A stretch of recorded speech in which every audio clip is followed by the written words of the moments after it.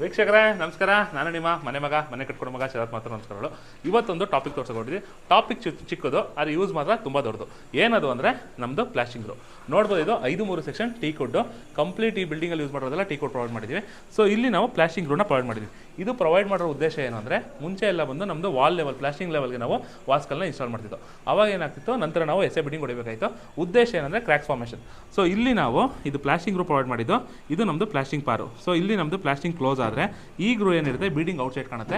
Aesthetic look ಕೂಡ ತುಂಬ beautiful ಆಗಿರುತ್ತೆ. ಎರಡನೇದು ಯಾವುದೇ ರೀತಿ ಕ್ರ್ಯಾಕ್ಸ್ ಫಾರ್ಮೇಷನ್ ಆಗಲ್ಲ. ಇದು ಬರೀ ವಾಸ್ಕಲ್ಗಲ್ಲ, ವಿಂಡೋ ಕೂಡ ಮಾಡಿದ್ದೀವಿ, ಅದು ತೋರಿಸ್ತೀವಿ. ಸೊ ನೋಡಿದ್ರಲ್ಲ ಆಗಲೇ ವಾಸ್ಕಲ್ದು, ಇದು ನಮ್ಮ ವಿಂಡೋ ಕೂಡ ನೋಡ್ಬೋದು. ಇದು ನಮ್ಮದು ಪ್ಲಾಸ್ಟಿಂಗ್ ಪಾರು.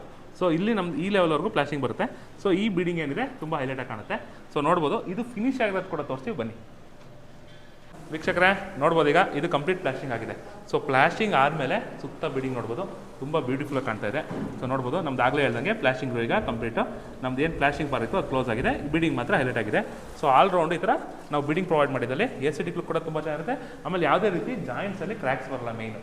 ಸೊ ವಿಡಿಯೋ ಇಷ್ಟ ಆಗಿದ್ದು ನಿಮಗೂ ಕೂಡ ಇದೇ ರೀತಿ ಸಿವಿಲ್ ಬಗ್ಗೆ ಮತ್ತು ಇಂಟೀರಿಯರ್ಸ್ ಬಗ್ಗೆ ಹೆಚ್ಚಿನ ಮಾಹಿತಿಯಾಗಿ ನಮ್ಮ ಚಾನಲ್ನ ಫಾಲೋ ಮಾಡ್ತಾರೆ. ಸದಾ ನಿಮ್ಮೊಂದಿಗೆ ನಿಮ್ಮ ಮನೆ ಕಟ್ಕೊಡೋ ಮಗ ಶರತ್ ಮಾತ್ರ. ನಮಸ್ಕಾರ.